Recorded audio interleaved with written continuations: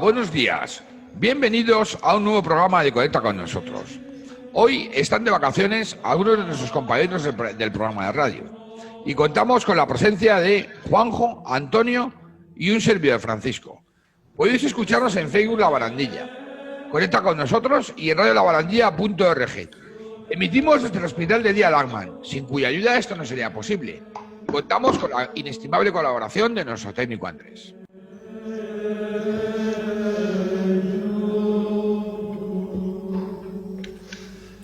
Queridos amigos, hoy tenemos el honor de entrevistar en Conecta con nosotros a don Rafael Carmelo Márquez Mejía. El padre Rafael es sacerdote de la Orden de los Trinitarios.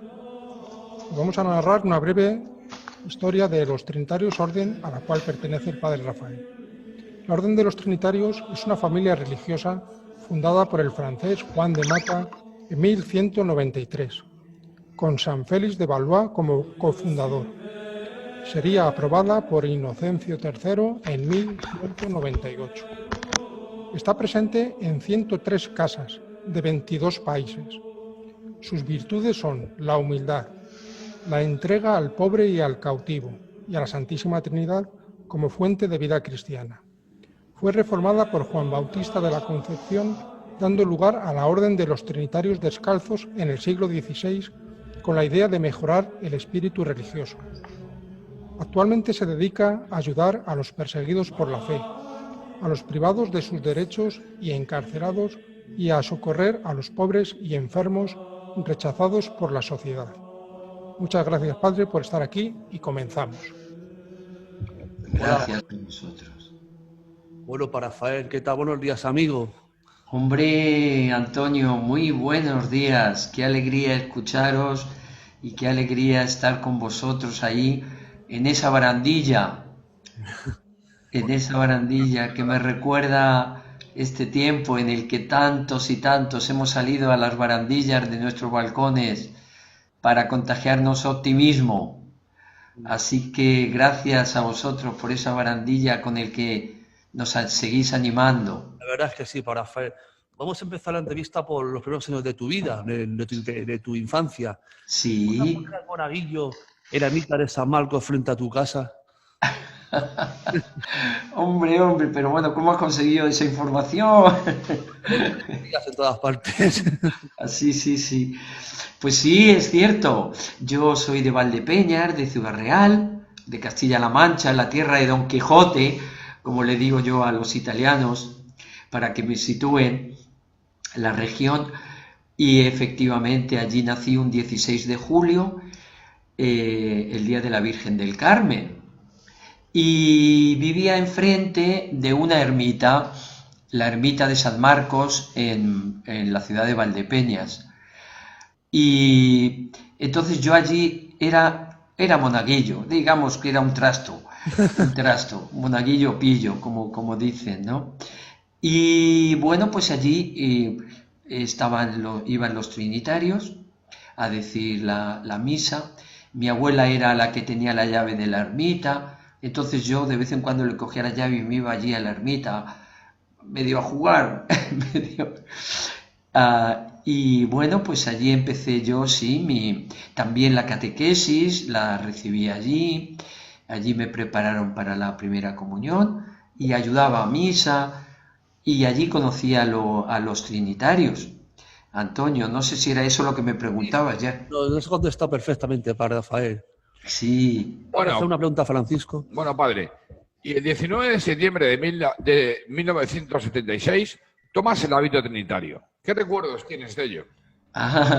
Sí, efectivamente. En Córdoba, en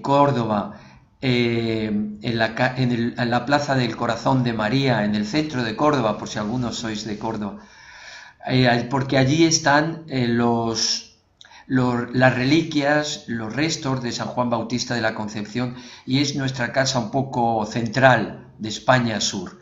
Y entonces allí los jóvenes vivíamos allí, y allí pues yo, después de un largo periodo, desde que era monaguillo en San Marcos hasta que llegué a Córdoba, son casi 10 años, Y entonces yo hice los estudios, etcétera, etcétera.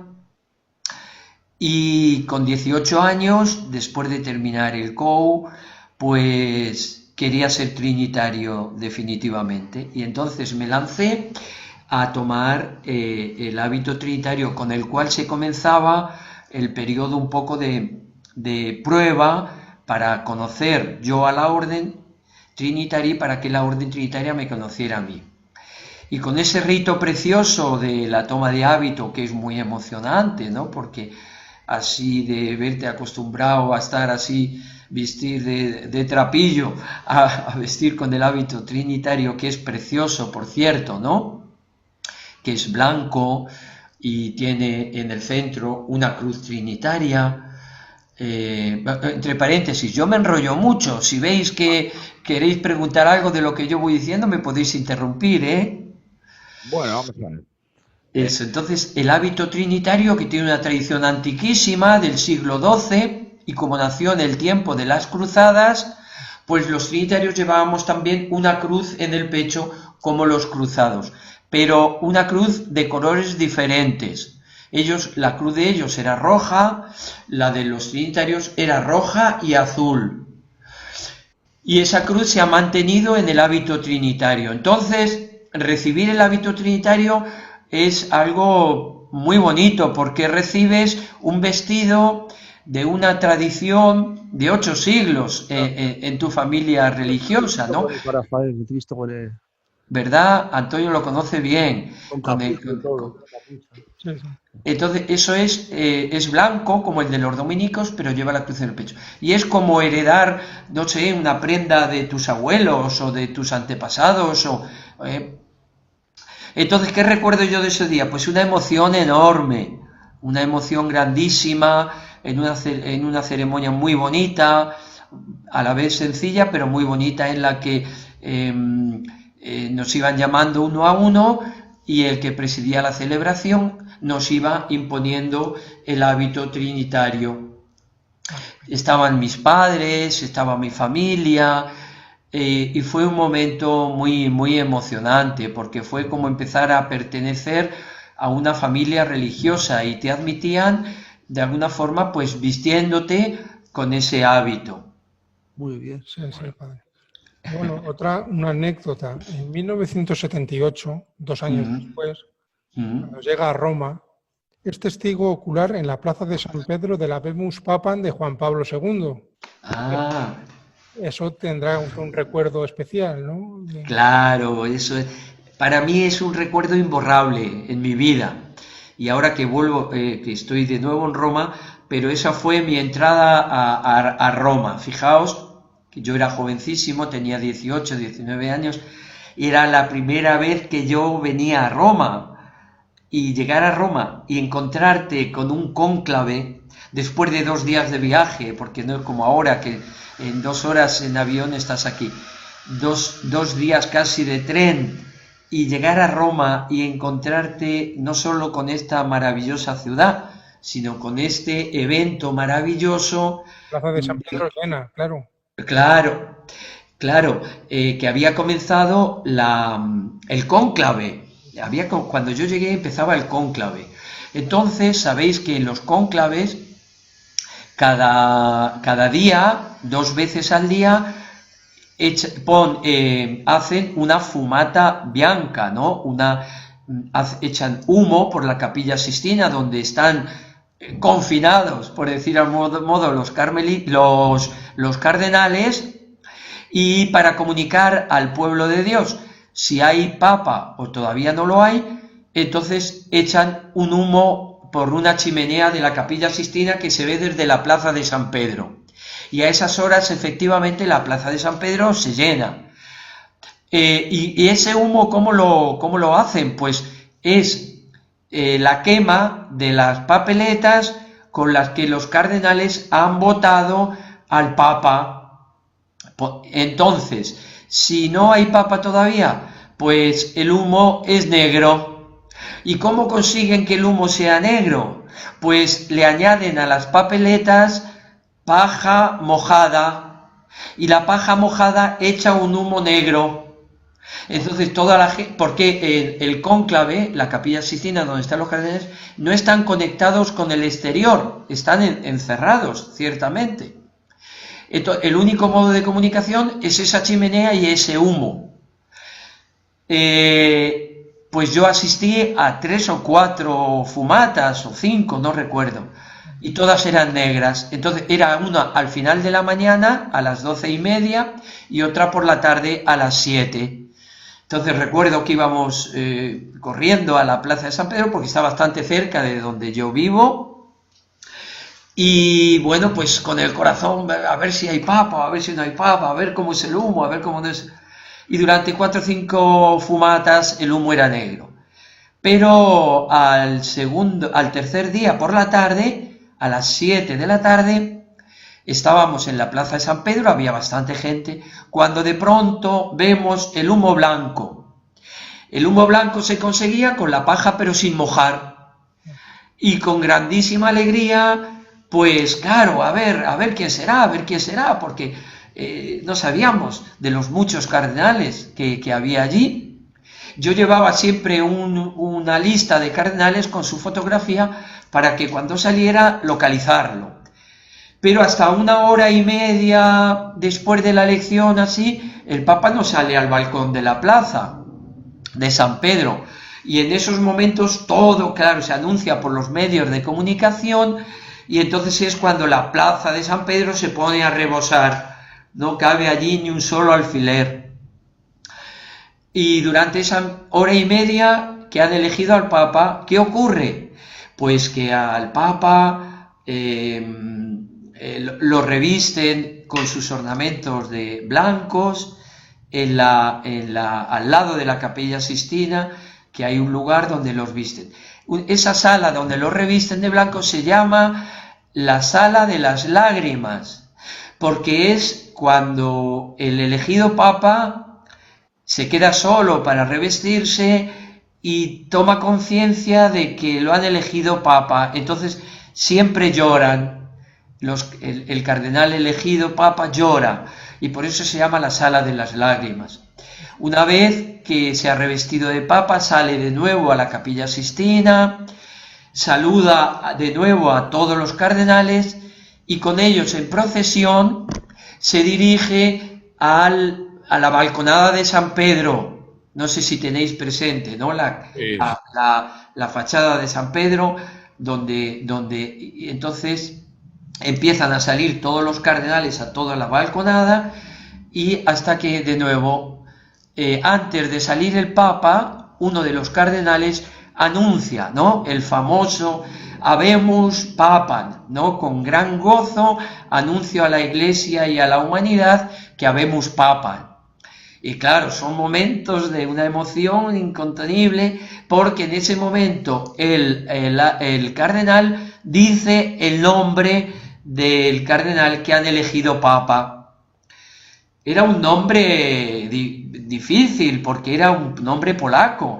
Entonces dijo el cardenal, anuncio vobis gaudium, os anuncio un gran gozo, habemus papam, elegido el reverendísimo, eminentísimo cardenal Karol Wojtyła.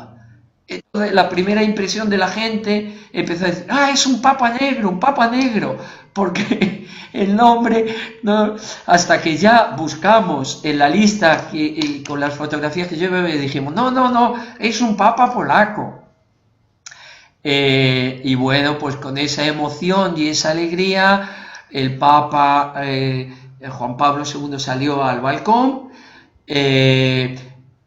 Ya habían indicado el nombre que él había querido tomar, Juan Pablo II, y nos dio unas palabras imborrables, ¿no? A mí quedaron grabadísimas, imborrables, que fue, no tengáis miedo, abrid las puertas a Cristo, abrid vuestra vida a Cristo, non abbiate paura, no tengáis miedo. En fin, os podría seguir contando, pero en fin, lo que... Es interesantísimo, sí. Bueno, padre, vamos a cambiar un poquito de tema. Sí. Vamos a seguir con usted. Sí. Entonces sabemos que estudió criminología. ¿Qué impulsó a estudiar criminología? Bueno, pues mira, los trinitarios, como habéis dicho en la introducción, muy completa por cierto, ¿no? Pues nos dedicamos a la redención de los cautivos y de los que son hechos prisioneros a causa de su fe. Hubo un tiempo en el que había un gran desconocimiento de estos perseguidos. Entonces los trinitarios, ¿qué hicimos? Empezamos a dedicar a los esclavos, a los cautivos, a los que estaban un poco en las prisiones. Empezamos a trabajar en las cárceles. De hecho, yo fui capellán en Herrera de la Mancha, una cárcel de máxima seguridad donde estaban los etarras y además los terroristas y gente peligrosa, ¿no? Vamos a hacer la pregunta Sí, después para Rafael. Entonces no os adelanto, Solo porque los eso. estudios de criminología Estuve en Córdoba, me destinaron a Córdoba y en Córdoba estaba la Facultad de Derecho. Entonces yo estaba dando clase, estaba trabajando en la parroquia, pero dije, mira, es una ocasión estupenda para yo poder estudiar criminología, que me abre las puertas de las prisiones para poder ejercitar estos conocimientos como capellán también, pero eso fue lo que me animó. Y por cierto, fue una experiencia muy interesante y preciosa, porque se estudia biología, el estudio de las células de las personas que tienen, por ejemplo, inclinación a la delincuencia, a la violencia, etcétera, ¿no? O también fue muy interesante conocer el Código de Derecho Penal. En fin, fue una experiencia muy bonita y sobre todo con los compañeros con los que estudié, pues quedé muy contento. Bueno, Parde, y llegamos a un momento clave en tu vida, porque el 3 de noviembre de 1985 toleran sacerdote.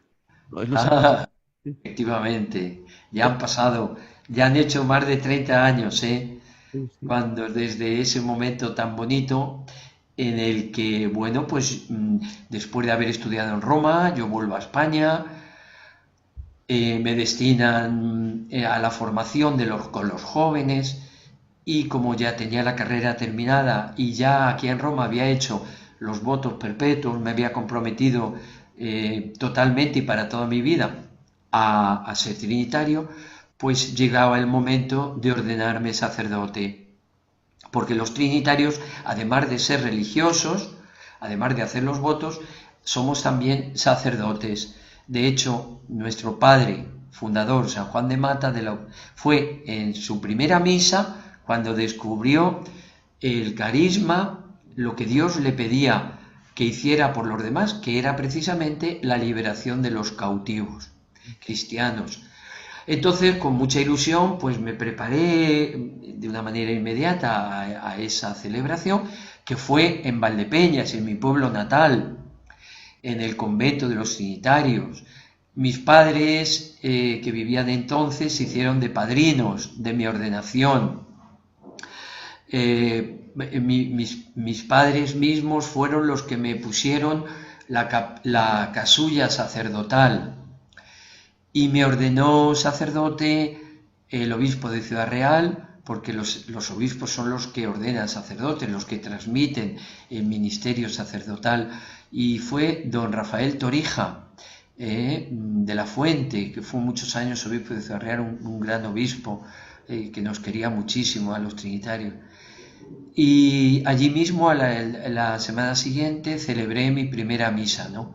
Pero claro, fue una fiesta enorme, se congregaron más de 50 sacerdotes, compañeros de todos los lugares, amigos, sacerdotes, y la iglesia del convento de los trinitarios estaba a rebosar con toda mi familia, con todos mis amigos, con todos los que se trasladaron para acompañarme en esa celebración tan bonita y tan entrañable. Claro, ahí empecé a ejercitar el sacerdocio, ¿no? Sí, sí. Y bueno, ya andando el tiempo, en los años 90, eres nombrado párroco de la parroquia trinitaria San Juan Bautista La Concepción, en Madrid, Aluche, en la que yo soy feligrés. En tu parroquia, Antonio, en tu parroquia. En los años 90. en Aluche, Sí, capital. eso. Bueno, pues efectivamente allí con muchísima ilusión, después de haber estado en Córdoba de sacerdote, ya ejercitando como sacerdote en Villanueva del Arzobispo, también en Andújar, bueno, pues me destinan a la parroquia de San Juan Bautista de la Concepción, que es tu parroquia, precisamente, Antonio. Es un complejo parroquial muy, muy grande en el centro de Aluche. ¿Por qué? Porque tenemos un colegio del cual Antonio es antiguo alumno, un colegio de... Muy buen colegio, además, muy buen colegio. Sí, Trato de sí. recuerdo. Ah, qué bien que los alumnos hablen bien de su colegio, es una garantía y una alegría. Allí conoció Antonio a grandes profesores, como nuestro querido amigo el padre Felipe, el Fader, que le decimos que era un especialista en inglés en aquel tiempo en el que el inglés era todo un desafío para los estudiantes, ¿no? Y bueno, pues yo estuve también dando clases de religión, no las daba en inglés, eso sí, las daba en castellano, porque mi inglés es malísimo, casi nulo. Pero fue una ilusión preciosa trabajar allí con tantos chicos jóvenes del colegio, en la catequesis, en la confirmación, en los grupos juveniles, con los Boy Scouts, con los jóvenes de otros grupos, y luego pues la experiencia parroquial, una parroquia riquísima en el sentido, riquísima no solo económicamente, sino riquísima de grupos, de gentes, de jóvenes, de ancianos, de matrimonios, de todos los grupos de movimientos de la Iglesia, los carismáticos, las comunidades neocatecumenales, los focolares, los grupos de todas las índoles, ¿no? Y bueno, pues yo disfruté muchísimo en esa parroquia en la que trataba de ser cercano a todos, de conocer a los enfermos, a los que pasaban por pruebas y momentos de dificultades. Me gustaba mucho acompañar a las familias cuando perdían a un ser querido, entonces les visitaba en el tanatorio, luego también les hacía el funeral allí en la parroquia. Los bautizos era otro momento preciosísimo en el que como párroco de alguna forma entraba en los matrimonios jóvenes que, bueno, pues a veces a lo mejor estaban un poco así distanciados de la Iglesia y sin embargo el hecho bien de casarse o bien de tener el primer hijo era un momento estupendo en el que se acercaban a la Iglesia, los conocíamos, y disfrutábamos juntos del nacimiento de ese hijo con toda la familia. Hacíamos el sacramento del bautizo muy participativo, muy cercano a la gente, ¿no? Y bueno, pues también como digo, con las parejas jóvenes también era un momento muy bonito de compartir con ellos sus dificultades en el trabajo, sus dificultades en la fe. A veces decían, sí, padre, yo creo, pero me cuesta por esto, por lo otro. Y bueno, pues era un modo de entrar en sus vidas, de acercarlos, de acercarlos a Dios, acercándonos nosotros a ellos, ¿no? Viendo la cercanía, el amor que la Iglesia les tenía, y momentos preciosos sobre todo con los enfermos, ¿no? Recuerdo con muchísimo cariño a tantas familias que vivían el dolor y el sufrimiento, sí. Al marido de Purita, que fuiste a verle varias veces, me acuerdo que eran vecinos míos, no sé si te acuerdas de Purita. Hombre, claro, vecina de Antonio, que estaba, pobrecilla, sorda como una tapia, pero era muy cariñosa y efectivamente a mí me quería muchísimo y teníamos una relación preciosa. Antonio también le quería mucho, era una mujer muy buena, vivía sola y entonces se sentía muy acogida allí en la parroquia. Hicimos un grupo de personas mayores a la que ella venía, aunque decía, padre, yo no me entero de nada porque soy sorda, pero me gusta venir a estas reuniones porque me siento muy a gusto. Fíjate hasta qué punto que luego ella la llevaron a una residencia y estuvo allí muchos años, y sus hijos, con los que había tenido cierto trato, nos habíamos conocido, me llamaron para que hiciera la boda de su nieto, No se me olvida. Bueno. Era un modo de conectar con las familias a través de estas personas, porque en Madrid, en esa parroquia, una de las cosas, aunque estaba superpoblada, pero sin embargo había muchísima soledad. Había muchísima soledad, la gente vivía allí en su piso, en su apartamento, pero quizás no tenía relación con los demás porque no se conocían o había poco trato. Entonces la parroquia era un punto de encuentro y un punto de conocimiento de las personas mayores, de los jóvenes, con el deporte, con los grupos, con las actividades, ¿verdad?, en las que también Antonio participaba con frecuencia, ¿no? Y en los carismáticos, por ejemplo, con los jóvenes, el grupo de jóvenes tan estupendo que había de los carismáticos y que todavía de vez en cuando Antonio visita, y había muchísimos jóvenes, casi 30 y tantos jóvenes o más, en fin, recuerdos preciosos, es una parroquia preciosa. Bueno, Qué pena, pues que luego tuve que dejarla porque me destinaron a otro sitio. Pero mantengo todavía el contacto con tantas personas de allí. Bueno, padre. Y más tarde eres nombrado capellán de la cárcel de Herrera de la Mancha. ¿Qué situación te encontraste allí? ¿Qué anécdotas con los presos más te impactaron? Sí, Francisco, ¿no? Eres Francisco, ¿no?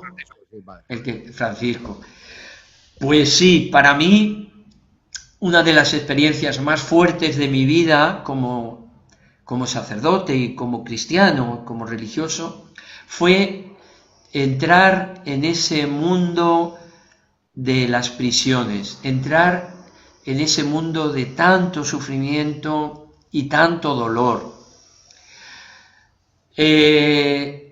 Cada domingo cuando yo iba a celebrar, o los días de diario, pero sobre todo los domingos cuando iba a celebrarles la misa, yo recuerdo que cuando entraba en el interior del centro penitenciario, pues se abría una reja y se cerraba otra, se abría una reja y se cerraba otra, así como 7 u 8, ¿no? Y yo tenía la impresión que entraba al sagrario, que el tabernáculo donde contiene a Jesús en la Eucaristía, ¿no? ¿Por qué? Pues porque Jesús dijo, lo mismo que él dijo, tomad y comed todos de él, porque esto es mi cuerpo, y así instituyó la Eucaristía, esos mismos labios, ese mismo Jesús fue el que dijo, estuve en la cárcel y vinisteis a verme. Por tanto, para mí, el entrar en la prisión para encontrarme pues con estos presos o con estos internos, como a ellos les gusta decir, era como entrar a encontrarme con Jesús, porque él lo había dicho, estuve en la cárcel y viniste a verme. Entonces para mí era una experiencia sagrada, de encuentro con Jesús, una experiencia impresionante, porque te encontrabas a estos internos, y a mí no, el primer encuentro con ellos, la verdad es que a mí no me importaba si era un delincuente, si era un asesino, si era un ladrón, si era... Para mí eso le pertenecía al régimen judicial, ¿no? A mí me correspondía, o sea, yo veía en él a un Cristo sufriente, ¿no? A un Cristo sufriente que también en sus últimas horas estuvo en la prisión y estuvo en la cárcel, en su pasión, cuando Pilato lo flageló, mandó flagelar, y entonces los internos de la cárcel le tienen un cariño especialísimo a Jesús, le quieren amar muchísimo. Podemos pensar que son monstruos, ¿no?, las personas que hay allí dentro. Y no es verdad, son seres humanos que están allí, sí, por unas consecuencias de su vida, por unas circunstancias de su vida, ¿no? Que yo muchas veces les decía, mira, si cuando yo hablaba personalmente con ellos, ¿no?, que les encantaba, ¿no?, hablar personalmente conmigo, y solicitaban hablar con el capellán, con el padre, y yo les decía, mira, cuando me contaban su vida, sus circunstancias, yo en ellos descubría, como os digo, su vida humana, su historia, y yo les decía, mira, si yo en mi vida hubiera vivido en las circunstancias que tú has vivido, probablemente yo estaría donde estás tú. Y si tú hubieras vivido en mis circunstancias, pues estarías como yo, fuera de la cárcel. ¿Por qué? Pues porque te encontrabas con chicos, con gente joven, que te contaban su historia, que habían vivido, en la que sus padres a lo mejor les había abandonado desde pequeño, se habían criado solos con su madre a lo mejor tenía muchos hijos, no se había podido ocupar de ellos porque tenía que trabajar para mantenerlos, y estos chicos pues habían crecido a la buena de Dios, sin un seguimiento, sin un cuidado, sin un cariño. ¿Perdón? Sin un apoyo. Sin un apoyo. Tanto familiar como social. Exactamente, exactamente. Estas criaturas habían crecido como habían podido y habían tenido que delinquir para poder vivir y para poder alimentarse, y para las amistades a lo mejor caían en bandas que incluso les obligaban a delinquir, les trataban mal, en fin, cada uno tenía una historia impresionante detrás de ellos, ¿no? Es una historia de sufrimiento, de dolor, y a mí todo eso me hacía reconocer en ellos, como digo, el rostro de Jesús, la presencia de Jesús, que había sufrido en su vida, y era un consuelo para mí escucharles, y también para ellos. Una de las alegrías más grandes que yo tuve en la cárcel fue cuando un interno, un preso, un chico joven, era colombiano, había asesinado a varias personas, porque allí, por el narcotráfico, era muy común. Él mismo me lo dijo, ¿no? Le decía: padre, yo soy un delincuente, yo soy un asesino, he asesinado a varias personas, ¿no? Y bueno, pues hablábamos mucho, ¿no? Y me dijo, después de estar con él casi una hora o hora y media, me dijo: padre, este rato que yo he estado hablando con usted, para mí ha sido como estar fuera de la cárcel. Algo imposible, que yo a ese chico lo hubiera cogido y me hubieran dado permiso para sacármelo a pasear fuera. No. Y sin embargo, ese rato con el que yo estuve con él, se sintió libre, se sintió fuera, en otro ambiente, en otro contexto.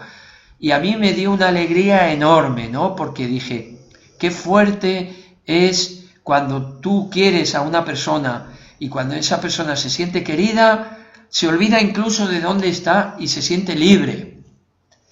Y fue una experiencia preciosa, otra experiencia muy bonita, que a mí me hizo convertirme, ¿no? Y cambiar la mente, ¿no? Porque humanamente a veces tú entras allí, claro, y tienes que esforzarte pues por no ver en esa persona a un delincuente, por no ver en esa persona a un terrorista. Tener en cuenta que era cárcel de máxima seguridad, ahí estaban los peores terroristas, y a veces los terroristas solicitaban ver al capellán, y el mismo director de la cárcel a veces me decía: padre, pero usted se atreve a ir a ver a ese terrorista. No sentía miedo ante ellos cuando hablaba con ellos. Bueno, un día después de celebrar con ellos, te respondo, Francisco, sí. Un día después de celebrar con ellos el Vía Crucis, era un Viernes Santo, me parece que era. A ver, que por cierto, ellos viven en la pasión de Jesús con una cercanía, con una emoción, no os podéis imaginar allí a los gitanos tocando la guitarra y cantándole a Jesús, ¿no? Un Viernes Santo en el que le decía: no le peguéis, no lo maltratéis, ¿por qué le hacéis esto? ¿Por qué? Nos hacían llorar de emoción, ¿no? Cantando con esa sangre gitana llena de sentimiento. Sí. Pues termino el Vía Crucis con estos internos y me dice el funcionario: padre, hay un terrorista muy peligroso que está en aislamiento, no podía tener contacto con nadie y ha solicitado verle. ¿Usted quiere ir? Y dije: por supuesto, Por supuesto que voy a ir. ¿Cómo no voy a ir? Si acabo de celebrar, de recorrer la pasión de Jesús, en el que también él estuvo en la cárcel. ¿Cómo ahora le voy a decir a ese Jesús que está presente en ese terrorista, que está allí en su pasión, viviendo su pasión? ¿Cómo voy a decir que no? Entonces me dijeron, pero bueno, pues vaya. Y cierto miedo sentía, ¿no? Cierto miedo sentía, pero yo sentía que conmigo no era yo el que iba, venía conmigo Jesús para consolar y para estar cercano a ese terrorista. Yo me esperaba encontrar con un monstruo, porque era un terrorista que no quiero decir el nombre, pero muy conocido, ¿no? Y me encontraba pues un monstruo, porque digo, madre mía, lo que este hombre ha hecho, estas bombas, estos masacres, me encontraba. ¿Y cuál fue mi sorpresa? Me desmontó, y el miedo que llevaba y eso se me vino abajo, pues cuando yo vi allí a un chico bastante joven llorando como una magdalena, ¿no? Llorando a lágrima viva, ¿no? Entonces yo allí no me encontré con el terrorista, me encontré con un ser humano que estaba pagando una pena por lo que había hecho. Y me habló de su familia, me habló de su hijo, que iba a ir a verle, que le iba a ver entre barrotes, en fin. Y ya no me alargo, otro caso fue el de un interno, no me acuerdo, sí, este fue este interno el que solicitó verme el Viernes Santo. El terrorista había sido en otro momento, que me tuvieron que dar permisos especiales para entrar a verle. Pero este interno era un enfermo, un chico joven enfermo, y el Viernes Santo solicitó verme. Y me decían los guardianes, ¿no? Los funcionarios, me decían, pero padre, ¿usted sabe a quién va a ir a ver? Es un chico, usted sabe, tiene todas las enfermedades, ese chico tiene todas las enfermedades contagiosas, le han detectado el SIDA, está fatal, está desesperado. ¿Usted se atreve a ir a verlo? Y yo, con la fuerza que me daba el Vía Crucis también, en este caso Jesús, yo decía que sí, ¿no? Cada vez que se abría una reja y yo entraba y se cerraba, porque ya sabéis que no, entras, se abre una reja, entras, se cierra esa reja y hasta que no se abre la siguiente, tú te quedas allí encerrado entre esas dos rejas, ¿no? Entonces yo cada vez que se cerraba una reja y se abría la otra y me iba acercando, me iba sintiendo peor, ¿no? Y encima los funcionarios me decían, pero padre, ¿usted va a ver a este individuo? Y yo decía que sí, voy a verlo. Bueno, hasta que ya llegué al aislamiento, donde él estaba en su celda, son celdas de aislamiento donde nadie entra, y el funcionario, antes de abrirme de nuevo, pero padre, ¿usted quiere pasar a verlo? Sí, quiero pasar a verlo. Y en este caso, pues me ocurrió lo mismo, ¿no? Me encontré a un chico jovencísimo, deshecho, destruido porque le habían dado poco tiempo de vida y quería incluso quitarse la vida. Llorando como una magdalena, le ofrecí incluso mi pañuelo para que se secara y me dijo, no, padre, no puedo tocar nada, no le puedo tocar. Se lo agradezco. Y en ese momento pues se me vinieron a la mente las monjas trinitarias de Clausura, que viven ahí precisamente en la calle Lope de Vega, donde están enterrados los restos de Miguel de Cervantes. Y yo tenía mucho contacto con ellas. Entonces yo le dije a este chico, mira, tú sabes que hay personas que voluntariamente, sin ser condenadas, se encierran y viven como tú, en una prisión, por amor a los demás y para rezar y pedir por nosotros. El chico no daba crédito, nunca había oído hablar de estas personas, de estas monjas de Clausura que se encierran para rezar y pedir por la humanidad. Y le dije, pues mira, esta tarde mismo las voy a llamar y les voy a decir que recen por ti, que que recen por ti, para que no te desanimes, para que tengas fuerza, para que tengas ánimo. Y efectivamente, así lo hice. Y cuando fui a verlo de nuevo, había hecho un dibujo precioso, un dibujito a mano, con una barca en medio de las olas, en medio de una tormenta, y me dijo: padre, lléveselo a estas monjas de mi parte y dígales que les agradezco enormemente sus oraciones por mí, porque en medio de mi tormenta, me siento como un barco en medio de una tormenta a la deriva, he encontrado la calma. He encontrado la calma. Y fue una experiencia tan bonita que enseguida se la comuniqué también a las monjas para animarlas a seguir pidiendo por este chico, ¿no? Por este chico. Bueno, padre, y después de ejercer como capellán en la cárcel, fue superior y director en conventos y colegios. ¿Qué opinión tiene de la juventud de hoy en día? Vamos a ver. Yo tengo una visión de la juventud muy positiva. Muy positiva.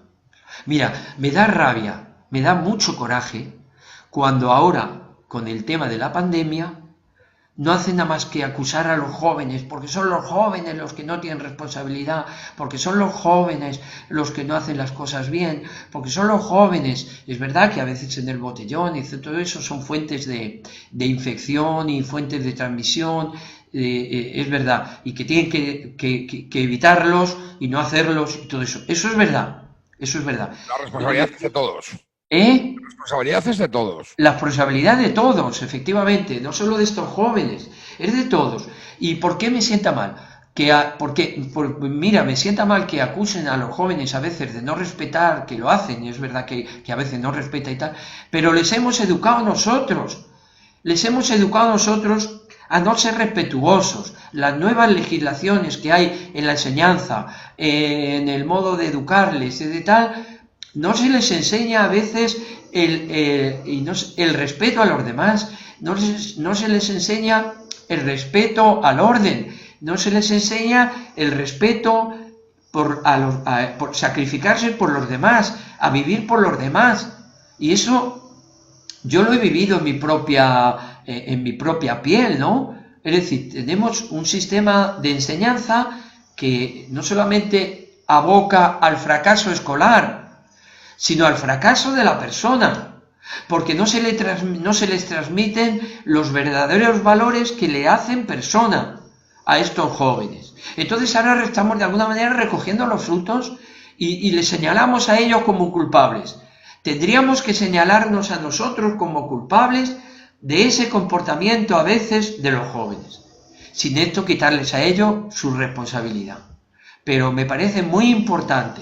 Y luego es una visión que tenemos o que nos dan de los jóvenes un poco muy negativa, de decir son los culpables, y no es verdad, porque también es verdad que hay muchos jóvenes que en esta pandemia nos han dado lecciones extraordinarias.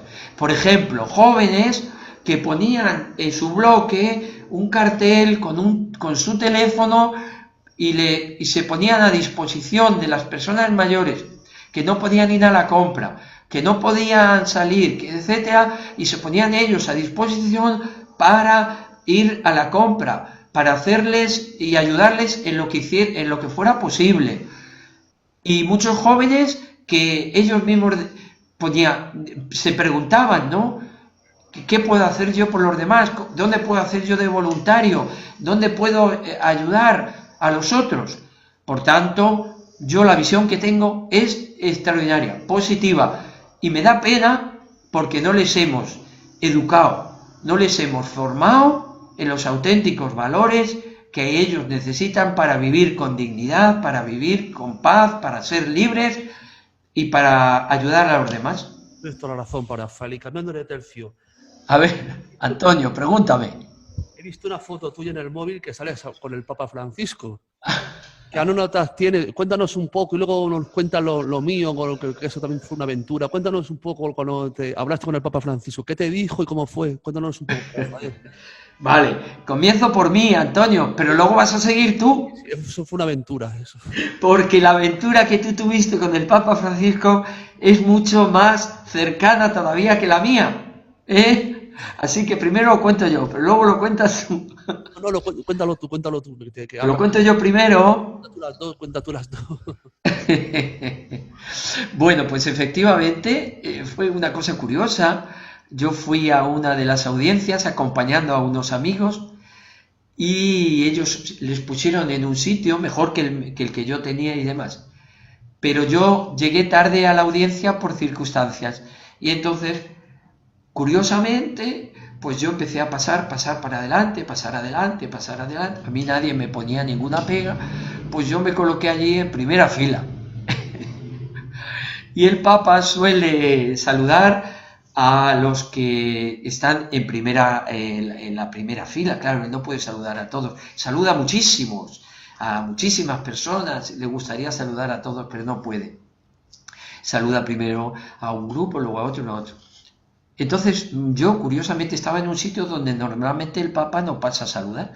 Pero mira por dónde ese día cogió, que a este Papa le gusta mucho romper el protocolo, y se fue y empezó a saludar a los que estábamos allí en la fila. Bueno, yo no daba crédito que el Papa venía a saludarnos. Y bueno, pues efectivamente le pude saludar, le cogí la mano, le agarré la mano, vamos, no se la soltaba, le agarré la mano y le dije: Santidad, soy trinitario, español, y le doy las gracias por todo lo que está haciendo por la Iglesia y por la humanidad. Cuente conmigo para hacer el bien siempre y le aseguro mis oraciones. Y entonces él se volvió y dijo: gracias por tus oraciones. Y me dijo: siempre adelante. Y así, bueno, pues siguió saludando a unos y otros. Y ese momento, pues, está recogido por las fotos.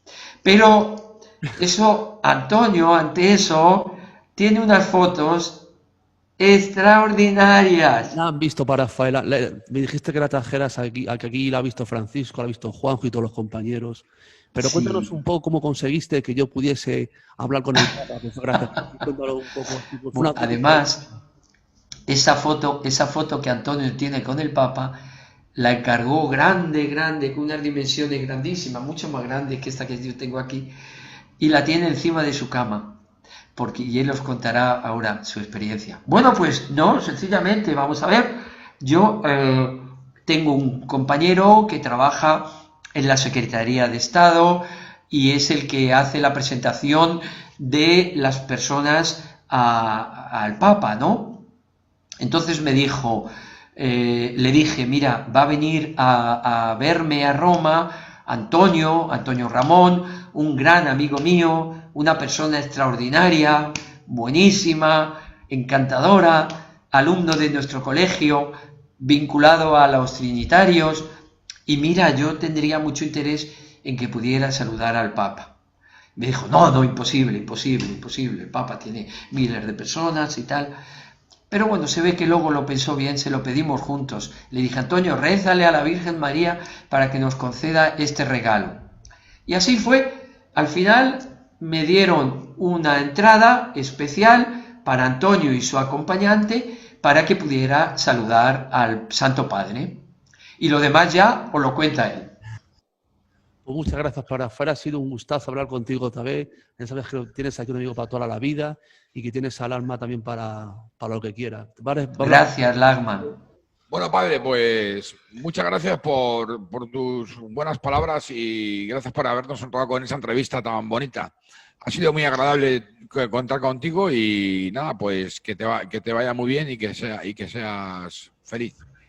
Muchísimas gracias, Francisco, por tus preguntas, por tu atención.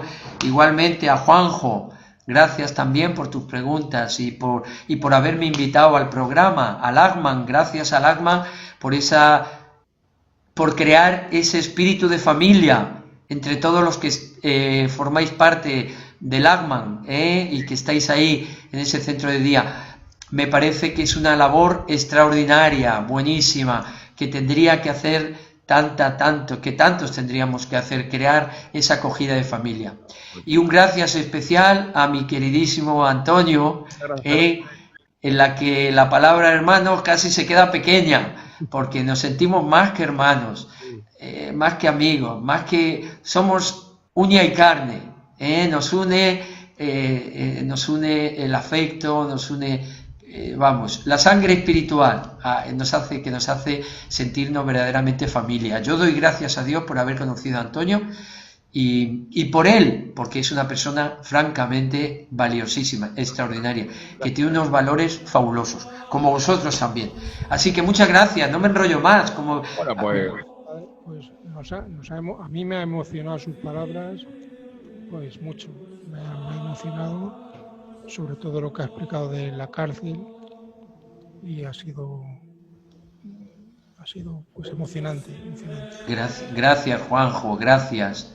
muy bien. Bueno, pues hasta aquí el programa de hoy y la próxima semana más.